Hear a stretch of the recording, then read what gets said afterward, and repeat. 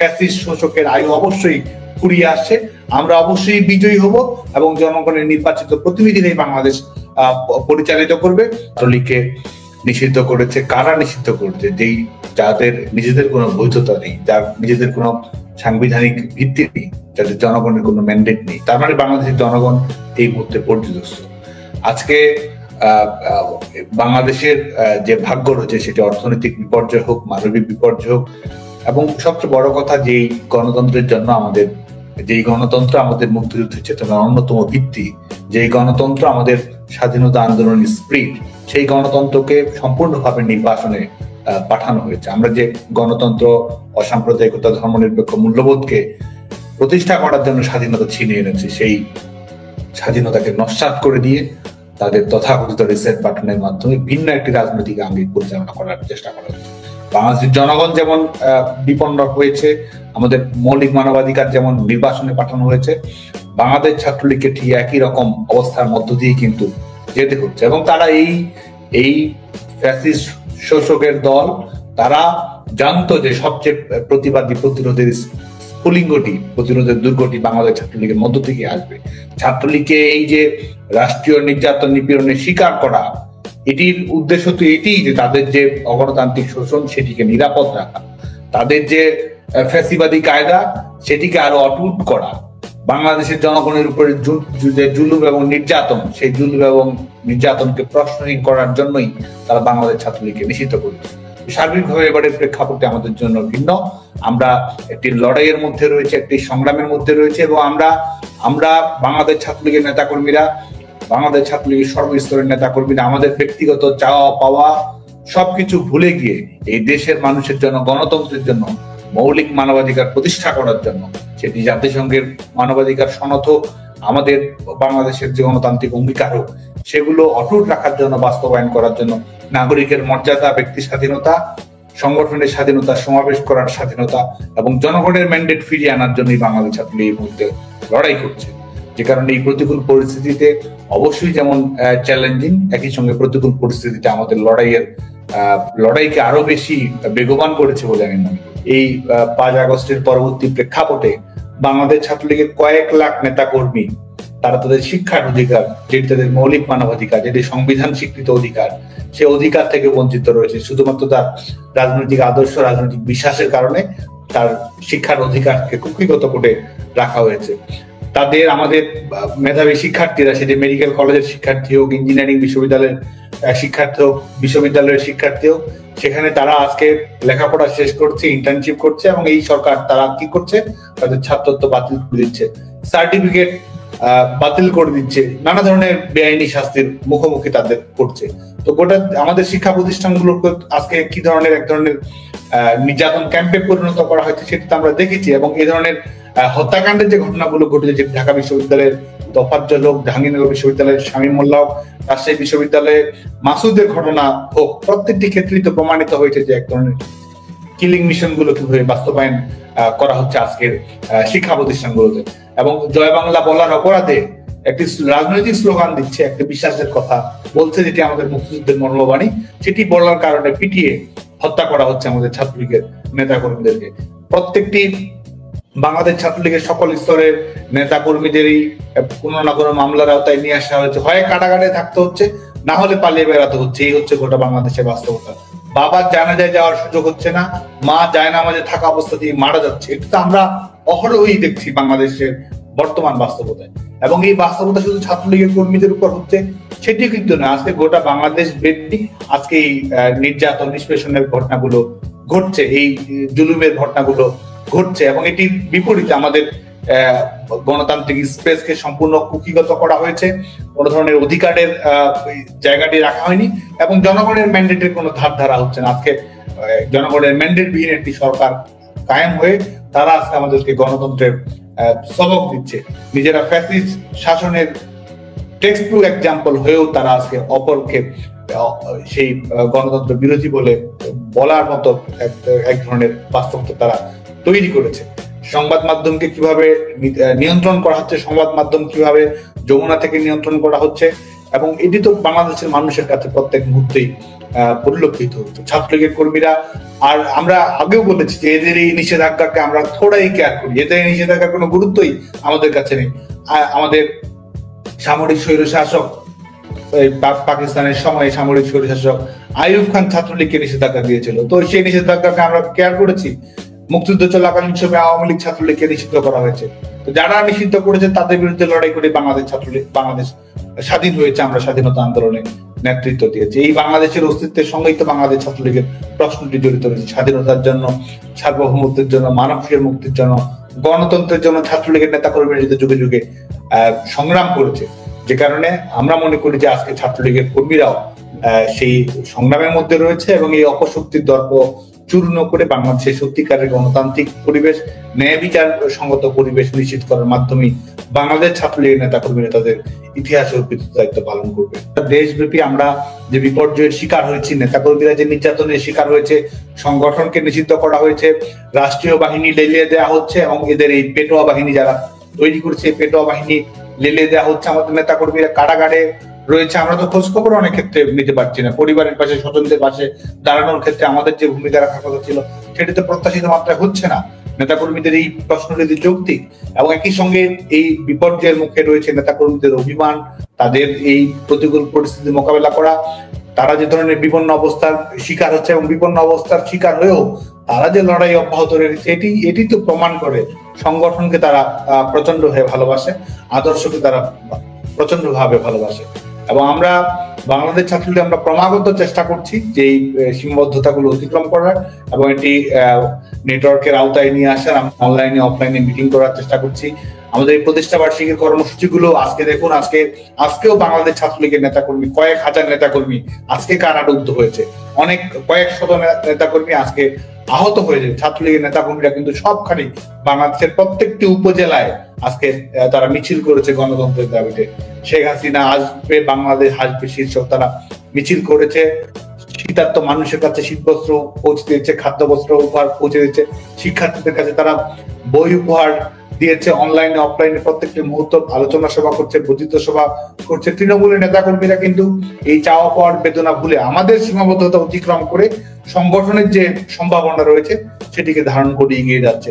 তারপরে আমরা মনে করি যে আমাদের সংগ্রাম যত বেগবান হবে, আমরা অবশ্যই আমাদের যে সার্বিক নেটওয়ার্কিংটি পুনঃস্থাপন করা, নেতাকর্মীদের সহযোগিতা করা, একে অপরের পাশে থাকা, সেটি সময়ের সঙ্গে সঙ্গে আরো বৃদ্ধি পাবে বলে মনে করি। সাদ্দাম, এই যে আপনি ছাত্রলীগের নেতাকর্মীদের সঙ্গে একটি যোগাযোগের কথা বললেন, কিন্তু নেতাকর্মীদের দিক থেকে আমরা যতটুকু রেসপন্স পাই মনে হচ্ছে যে পুরো বিষয়টি এখনো মানে সরকার পতনের 5 মাস হয়ে গেলেও এখনো সেই আগের মতো মানে পুরো বিষয়টিকে আবার যোগাযোগের মধ্যে নিয়ে আসা সেইভাবে হচ্ছে না। তো একটা বিষয় হলো যে ছাত্রলীগ, এই যে একটু আগে আমরা কথা বলছিলাম যে 76 বছরের পুরনো একটি সংগঠন, এটি কিন্তু নতুন কোনো সংগঠন না এবং কিংস পার্টি না যে হুট করে গজিয়ে উঠেছে। তো ঘাত প্রতিঘাত হয়েছে। আপনি নিজেই বলছিলেন যে ছাত্রলীগের উপরে আগেও নিষেধাজ্ঞা এসেছে, ছাত্রলীগ সেগুলো লড়াই করে সে ঘুরে দাঁড়িয়েছে। তো এই যে একটি পোর খাওয়া সংগঠন, দীর্ঘ লড়াইয়ের ধারাবাহিক ঐতিহ্য যার আছে, তো সেই সংগঠনটিকে এসে এখনো নেতাকর্মীদের যোগাযোগের মধ্যে আনতে 5 মাস হয়ে গেছে, পুরোপুরি পারা যাচ্ছে না। মানে অনেকে বলছেন যে তাহলে কি আপনাদের এই খারাপ সময়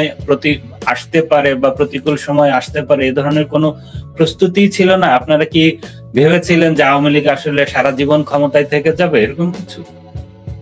যেখানে এই ষড়যন্ত্রমূলক পরিস্থিতি যে ঘটেছে এটি তো অপ্রত্যাশিতই ছিল, এটি তো সত্যই। এবং একই সঙ্গে স্বাভাবিকভাবে আমাদের লাখ লাখ নেতাকর্মী রয়েছে, প্রত্যেকটি আমরা চেষ্টা করছি আমাদের যে সাংগঠনিক ইউনিট গুলো রয়েছে, উপজেলা ইউনিট গুলো রয়েছে, সেটির মাধ্যমে সক্রিয় ভূমিকা রাখা।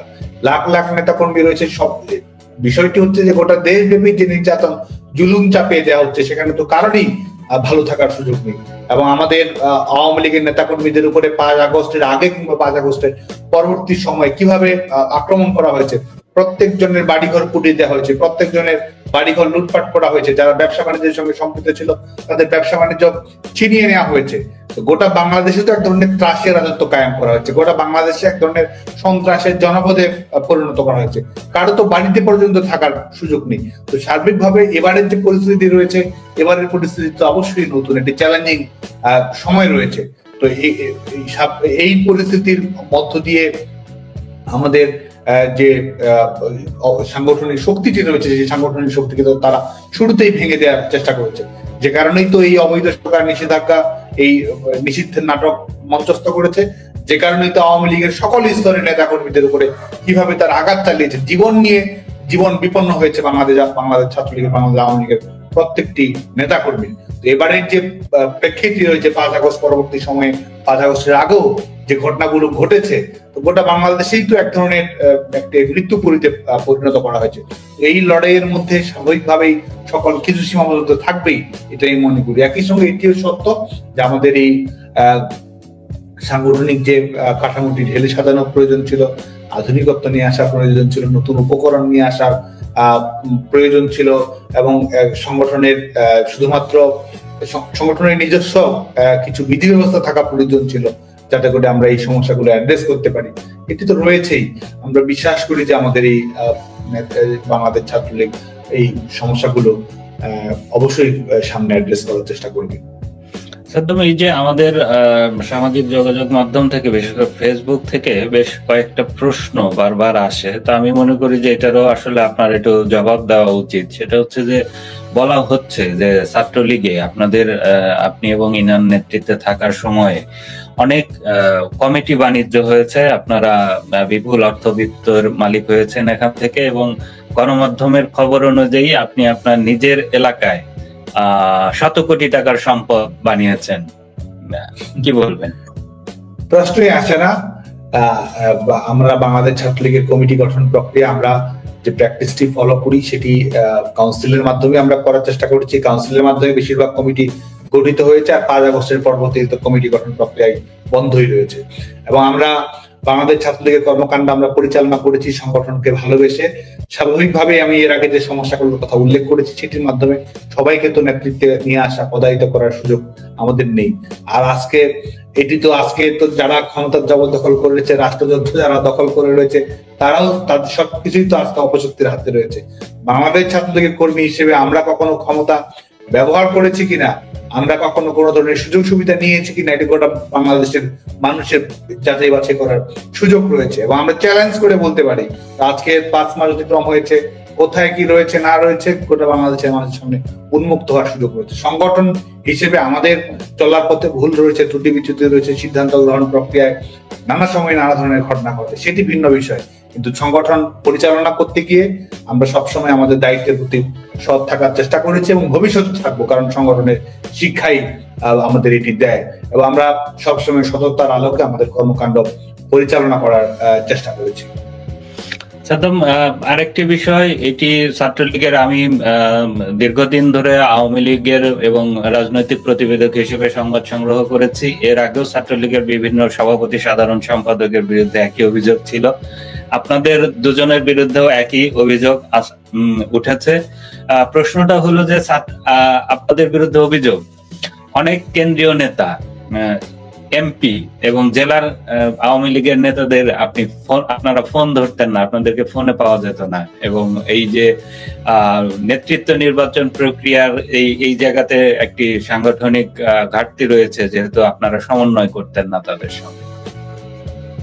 দেখুন, আমরা অবশ্যই আমাদের নেতা কর্মী, সেটি আমাদের যে সংগঠনেরই কর্মী হোক না কেন, সবার সঙ্গে আমাদের নিয়মিত যোগাযোগ সবসময় ছিল।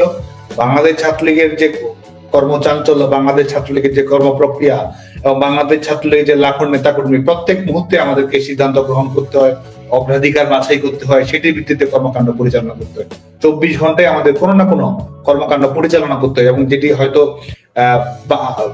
আমাদের পক্ষে সম্ভব না হলে আমাদের সহপাঠী, আমাদের যারা সহকর্মী রয়েছে, তারা সেটি কর্মপ্রক্রিয়া চলমান রাখে, নেতা কর্মীদের সাংগঠনিক সমস্যা মোকাবেলা করা, সাধারণ শিক্ষার্থীদের পাশে থাকা, এবং শুধুমাত্র তো আন্দোলন কিংবা বিনির্মাণ সেটি নয়, শিক্ষার্থীদের নানা ধরনের সংকটের প্রত্যেকটি মোকাবেলা করার ক্ষেত্রে বাংলাদেশ ছাত্রলীগ ভূমিকা পালন করার চেষ্টা করে। যে কারণে বাংলাদেশ ছাত্রলীগের কর্মচাঞ্চল্য, বাংলাদেশ ছাত্রলীগের গতিময়তা, কর্মীদের সঙ্গে যোগ সাজস সবকিছু আমরা সুবিস্তৃতভাবে পরিচালিত করার চেষ্টা করেছি। সাদ্দাম, এই যে ছাত্রলীগের প্রতিষ্ঠা বার্ষিকী আজ, তো অনেকেরই জানার ইচ্ছা যে তারা হয়তো সারা দেশে একটা হতাশার মধ্য দিয়ে তাদের জীবন যাপন করতে হচ্ছে। তো এই ক্ষেত্রে অনেকে আমাকে জানতে চেয়েছে যে আমাদের জন্য কোনো আশার আলো আছে কিনা, আর এই যে আগামী দিনে ছাত্রলীগের নেতৃত্ব নির্বাচন প্রক্রিয়াটি যথাযথ গণতান্ত্রিক প্রক্রিয়া অনুসরণ করে হবে কিনা, এরকম বিষয়গুলো মানুষ জানতে চায়। আমরা তো অবশ্যই আশাবাদী, এবং আমাদের ইতিহাসই বলে যে আমরা আশাবাদী হওয়ার সমস্ত কারণে আমাদের মাঝে রয়েছে। বাংলাদেশের বর্তমান সময়ে বাংলাদেশে কবেকার কোন যারা সামরিক স্বৈর শাসনের মাধ্যমে দেশ পরিচালনা করেছে, এবং আজকে যারা এই অবৈধ দখলদার বাহিনী, এই হানাদার বাহিনী যারা আজকে ক্ষমতা কুক্ষিগত করে রেখেছে, আমরা মনে করি যে বাংলাদেশের জনগণ ইতিমধ্যেই তাদের বিরুদ্ধে প্রতিবাদ প্রতিরোধের স্ফুলিঙ্গে ফুসে উঠছে। বাংলাদেশে যে ধরনের অর্থনৈতিক বিপর্যয় নেমে এসেছে, এটি দ্রব্যমূল্যের ঊর্ধ্বগতি হোক, বাংলাদেশের মানুষের আজকে জীবনের গ্যারান্টি নেই, আজকে জীবিকার গ্যারান্টি নেই, ন্যূনতম স্বস্তি নেই, আজকে কৃষকের সার নেই, সামনে বিদ্যুৎ বিপর্যয় অনিবার্য বিষয়ে পরিণত হয়েছে। বাংলাদেশের মানুষের আয় করার সক্ষমতা, 1 কোটির মতো মানুষ শুধুমাত্র 5 আগস্ট পরবর্তী বাস্তবতায় নতুন করে বেকার হয়েছে। কলকারখানাগুলো সবকিছু ভেঙে ফেলেছে, আমাদের রপ্তানি খাত সম্পূর্ণ বিপর্যয়ের শিকার অবস্থার মধ্যে রয়েছে। তো গোটা দেশ তো আজকে এক ধরনের পর্যদস্ত অবস্থার মধ্য দিয়েই তারা প্রতিপন্ন হয়েছে, এবং এর মধ্যে যারা আজকে ক্ষমতা দখল করছে এবং ক্ষমতা দখল করে সংবাদ মাধ্যম তো পুরোপুরি নিয়ন্ত্রণ করছে, কিন্তু আজ হোক কাল হোক এটি দিবালোকের মতো বাংলাদেশের মানুষের সামনে উন্মুক্ত হবে যে ক্ষমতা দখল করে তারা এই তথাকথিত এই সমন্বয়ক বাহিনী তারা কি করছে না করছে, এটা আজ হোক কাল হোক বাংলাদেশের মানুষের সামনে পরিষ্কার হবে। এবং ইতিমধ্যেই সেটি প্রস্ফুটিত হতে শুরু করেছে। এই তদবির বাণিজ্য করা, এই বিভিন্ন ধরনের অর্থনৈতিক লেনদেন করা, বিভিন্ন খান থেকে সুযোগ সুবিধা গ্রহণ করা, এইসব কর্মকাণ্ড পরিচালনা করে তাদের একমাত্র অবিচ্ছেদ্য অংশে পরিণত হয়েছে।